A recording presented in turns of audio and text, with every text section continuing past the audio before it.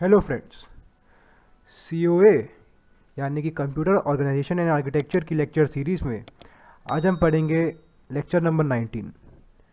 तो आज देखते हैं कि आज हम किन टॉपिक्स को कवर करने जा रहे हैं। हमारे आज के टॉपिक्स है register transfer, ALU operation, fetching a word from memory और storing a word into memory. बिना देर करे चलिए आज के लेक्चर को स्टार्ट करते हैं।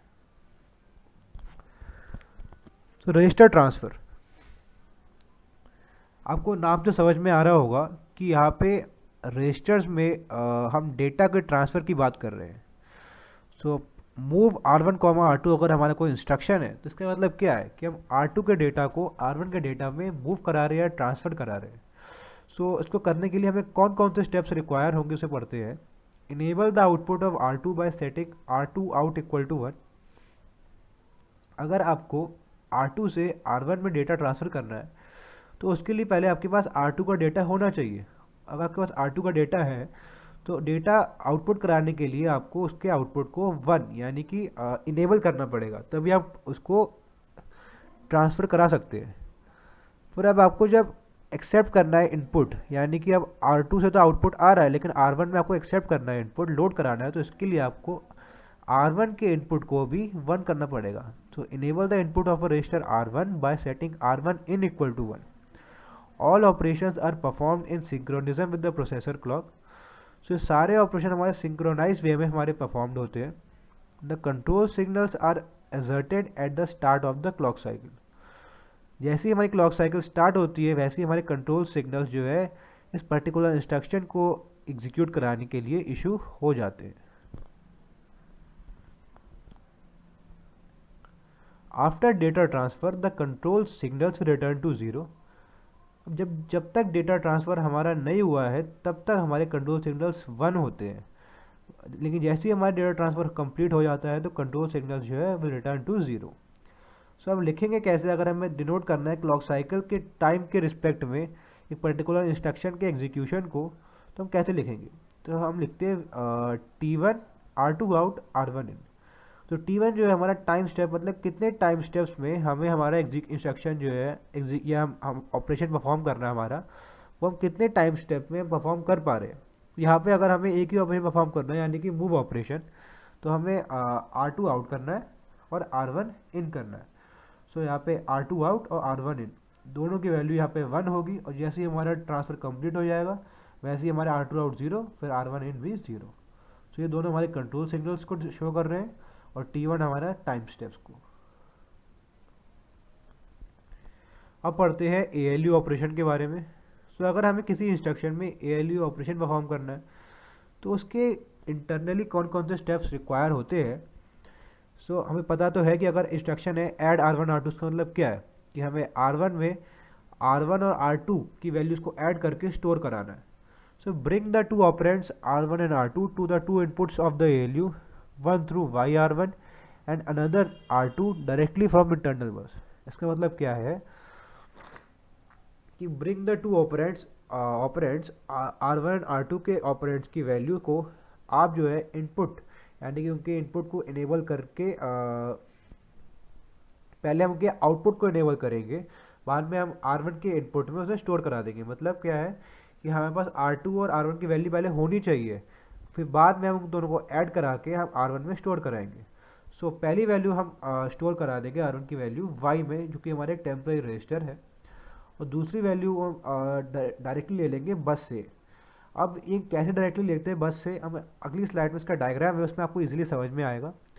Result is stored in Z and finally transfer to R1। इस केस में हमारा रिजल्ट जो होता है वो स्टोर्ड होता है Z में और फाइनली ट्रांसफ़र हो जाता है R1 में। इसके यहाँ पे हमारे 3 टाइम स्टेप्स जो है रिक्वायर्ड है। पहला टाइम स्टेप क्या है, R1 आउट Y इन, मतलब R1 से डेटा को हम आउट कराएंगे मतलब आउटपुट, और Y में इनपुट करा देंगे और Y में स्टोर करा देंगे, ठीक, टेम्पररली स्टोर करा देंगे। दूसरा है T2 R2 आउट, सिलेक्ट करेंगे Y को, ऐड कराएंगे और Z इन। इसका मतलब क्या है कि पहले हमने R2 के वैल्यू को आउटपुट करा दिया, मतलब इनेबल कर दिया उसके आउटपुट को 1, ठीक। फिर हमने मल्टीप्लेक्सर की मदद से Y को सिलेक्ट करा और R2 आउट की वैल्यू जो है और सिलेक्ट Y करने बाद जो Y की वैल्यू है उन दोनों को हमने ऐड की मदद से ऐड कराया, और जेड इन मतलब जेड में हमने वैल्यू को लोड करा दिया।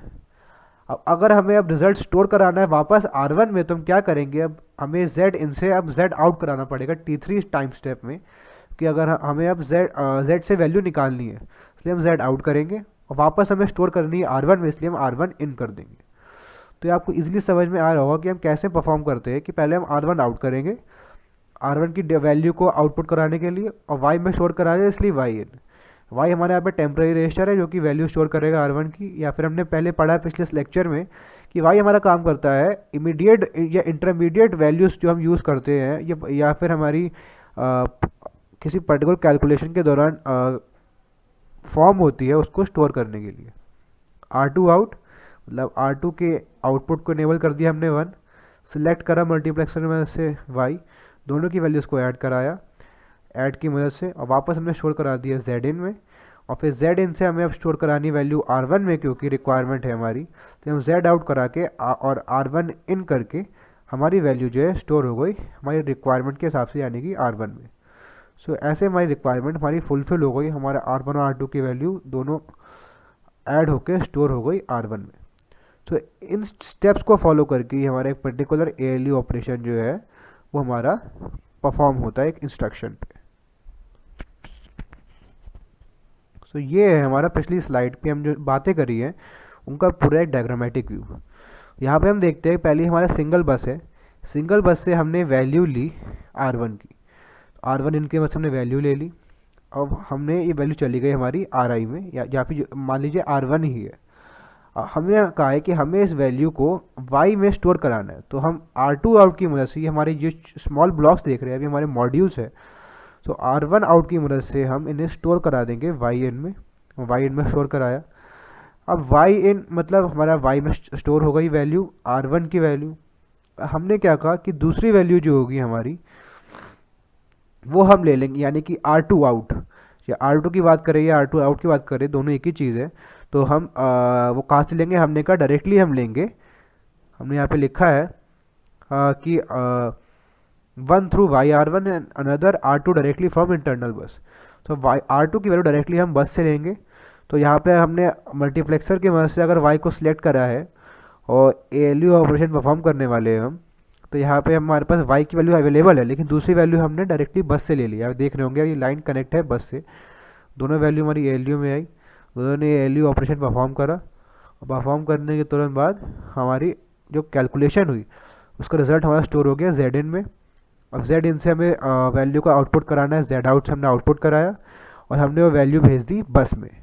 अब बस में जब वैल्यू आ गई है तो हमने वापस उसको, हमें क्योंकि R1 में स्टोर कराना है इसलिए हमने वापस उसे R1 इन की वजह से स्टोर करा दिया R1 में। तो इस तरीके से हमारा ये पर्टिकुलर ALU ऑपरेशन जो है वो हमारा पूरा परफॉर्म हो गया है। काफ़ी इजी है ये, कि मैंने आप लोगों के सिंप्लीफिकेशन के लिए एक डायग्रामेटिक व्यू बनाया है। अगर आपको इसमें भी कोई दिक्कत आई समझने में तो हमसे ज़रूर पूछिएगा आप। अब हम देखते हैं कि फैचिंग अ वर्ड फ्रॉम मेमोरी, मतलब एक वर्ड को अगर हमें फैच करना है तो हमारे कौन कौन से स्टेप्स इन्वॉल्व होते हैं। तो the steps involve to fetch a word from memory are the processor specifies the address of the memory location where the data और instruction is stored. So processor specify करता है कि हमारा उस डेटा या इंस्ट्रक्शन का मेमोरी एड्रेस जहाँ पे हमारा वो स्टोर्ड है। The processor request read operation, हमें रीड करा फैच करा रहे तो मतलब रीड करा रहे, प्रोसेसर रिक्वेस्ट करते हैं रीड ऑपरेशन के। The information to be fetch can either be an instruction और an operand of the instruction. तो इन्फॉर्मेशन हमें जो फैच करनी है वो हमारा इंस्ट्रक्शन हो सकता है या फिर उस इंस्ट्रक्शन पे कोई ऑपरेंड भी हो सकता है। The data read is brought from the memory to MDR। अब डेटा जो है हमारा वो MDR में स्टोर होगा, हमें पहले से पता है, हम पहले पढ़ चुके हैं इसके बारे में। Then it can be transfer to the required register और ALU फॉर फर्दर ऑपरेशन, और बाद में हम उसे ट्रांसफ़र कर सकते हैं रिक्वायर्ड रजिस्टर, इसमें हमें चाहते हैं हम अपना इंस्ट्रक्शन में, हम वो हमें इंस्ट्रक्शन के डिपेंड करेगा, इंस्ट्रक्शन में हमारी क्या रिक्वायरमेंट है उसी हिसाब से हम यहाँ पर हम ट्रांसफ़र कर सकते हैं रजिस्टर में, या फिर अगर हमें कोई ऑपरेशन परफॉर्म करना है ALU ऑपरेशन तो हम परफॉर्म कर सकते हैं उसमें ALU ऑपरेशन। सो ये इंस्ट्रक्शन पर डिपेंड करेगा। अब हम देखते हैं कि अगर हमने फैच करा लिया लेकिन अब हमें स्टोर कराना है किसी वर्ड को मेमोरी में, तो हम स्टोर कराने के वर्ड के लिए हमें कौन कौन से स्टेप्स रिक्वायर्ड होते हैं। वो ये है कि the processor specifies the address of the memory location where the data is to be written. यहाँ पे हमने पढ़ा था कि प्रोसेसर स्पेसिफाई कर रहा है कि एड्रेस उस मेमोरी लोकेशन का जहाँ से हमें डेटा को रीड कराना है, कि यहाँ पे स्पेसिफाई करेगा उस एड्रेस लोकेशन का एड्रेस जहाँ पे हमें डेटा को राइट कराना, मतलब जहाँ पे हमें डेटा को स्टोर कराना है। So data to be written is loaded into MDR. Data जो हमने राइट करना है उसे हम लोड करेंगे एमडीआर में, ठीक। तो processor request write operation, processor request कर देगा एक राइट ऑपरेशन, बिल्कुल ठीक। The content of MDR will be written to the specified memory location. फिर क्योंकि प्रोसेसर रिक्वेस्ट सेंड कर चुका है राइट करने की, इसलिए हमारा एमडीआर का कंटेंट जो होगा वो हमारा उस पर्टिकुलर लोकेशन पे स्टोर यानी कि राइट हो जाएगा। सो ये है डायग्रामेटिक व्यू एक पर्टिकुलर वर्ड को मेमोरी में स्टोर कराने का। तो आप देख रहे होंगे कि ये हमारा एमडीआर है, यहाँ पे हमारी एक्सटर्नल मेमोरी बस है और ये हमारा एक इंटरनल प्रोसेसर बस है। हम डेटा दोनों तरफ से ले सकते हैं, यानी कि एक्सटर्नल मेमोरी बस से भी ले सकते हैं और यानी कि हम इंटरनल प्रोसेसर बस से भी ले सकते हैं। ये हमारे स्विचेस लगते हैं। अब यहाँ पे आप देख रहे हैं, यहाँ पे लिखा है एमडीआर इन ई और एमडीआर आउट ई, मतलब यहाँ पे शो कर रहा है ई फॉर एक्सटर्नल मेमोरी। तो एमडीआर इन ई मतलब हम डेटा ले रहे हैं एक्सटर्नल मेमोरी बस से, और एमडीआर आउट ई मतलब हम डेटा आउटपुट करा रहे हैं एक्सटर्नल मेमोरी बस को, ठीक। और एमडीआर इन मतलब data input from internal processor bus, और एमडीआर आउट मतलब data output to internal processor bus, ठीक। और यहाँ पे हमारा जो भी डेटा होगा हमारे मेमोरी यूनिट से अवेलेबल होगा। यहाँ पे हम एड्रेस प्रोवाइड करते हैं एमईआर की मदद से। यहाँ पे एक नई टर्म आई एमएफसी। एमएफसी क्या होता है? एमएफसी मतलब है मेमोरी फंक्शन कंप्लीट। ये पूरा सिग्नल होता है, इसके बारे में हम अपने नेक्स्ट लेक्चर में पढ़ेंगे, तो आप कंफ्यूज मत होइएगा। अभी इसे मान लीजिए एक पर्टिकुलर सिग्नल है, इसका नाम है मेमोरी फंक्शन कंप्लीट, जो कि बता देता हूँ आपको मैं थोड़ा ब्रीफ में कि जो कि यूज़र को एक ऑपरेशन यानी कि एक कोई भी इंस्ट्रक्शन एग्जीक्यूट कराने के टाइम पे एक एमएफसी सिग्नल इशू होता है, जिससे हमें पता चलता है कि इसका मतलब ये है कि वेट करना पड़ेगा यूज़र को जब तक एक दूसरा ऑपरेशन जो है वो हमारा कंप्लीट ना हो जाए। कि यहाँ पर लिखा है मेमोरी फंक्शन कंप्लीट, इसका फुल फॉर्म है, मतलब क्या है, जब तक दूसरा फंक्शन या ऑपरेशन कंप्लीट नहीं हो जाता है तब तक हम आगे का काम जो है प्रोसीड नहीं कर सकते। तो इससे हमें ये पता चलता है अगर ये हमारा कंप्लीट हो गया है तो हम आगे प्रोसीड कर पाएंगे, अगर नहीं हुआ है तो हम नहीं कर पाएंगे। जब तक नहीं होता तब तक हमें वेट करना पड़ता है इस पर्टिकुलर इंस्ट्रक्शन को या सिग्नल को इशू होने में। तो ये पूरा डायग्राम जो है किसको शो करता है? शो करता है कनेक्टिंग एमडीआर टू मेमोरी बस एंड इंटरनल बस। यहाँ पे हमारा एमडीआर कनेक्टेड है मेमोरी बस से भी और इंटरनल बस से भी। तो इस तरह से हम डेटा को भी स्टोर करा सकते हैं एक मेमोरी में। तो आपको इजीली समझ में आ रहा होगा। सो फ्रेंड्स, इसी के साथ हम आ गए अपने लेक्चर 19 के एंड में। हमने आज पढ़ा एएलयू ऑपरेशन के बारे में, रजिस्टर ट्रांसफ़र के बारे में, और फैचिंग अ वर्ड फ्रॉम मेमोरी कैसे होता है और storing a word into memory कैसे होता है, ये हमने जाना। और इनके थोड़ी डिटेल में हमने स्टेप्स पढ़े जो कि इंटरनली फॉलो होते हैं। जो जितने भी हमने स्टेप्स पढ़े, सारे स्टेप्स जो होते हैं ये हम इसलिए पढ़ रहे हैं क्योंकि इंटरनली अप्लाई होते हैं। एक्सटर्नली हम इजीली किसी पर्टिकुलर इंस्ट्रक्शन को एग्जीक्यूट कराते हैं, पता नहीं चलता कि इंटरनली इसकी फंक्शनिंग कैसे हो रही है। तो सीओए ऐसा सब्जेक्ट है जो कि हमें हेल्प करता है इन सारी डिटेल्स को जानने में। इसलिए सीओए टफ भी होता है और अगर समझ में आ रहा है तो इंटरेस्टिंग भी होता है। सो फ्रेंड्स, मेरी आपसे रिक्वेस्ट है, अगर आपको हमारी लेक्चर समझ में आ रहे हैं या फिर अच्छे लग रहे हैं, आपको कॉन्सेप्ट क्लियर है आपका, या कोई भी अगर आपको डाउट है तो आपसे पूछिए आप कमेंट सेक्शन में लिख के।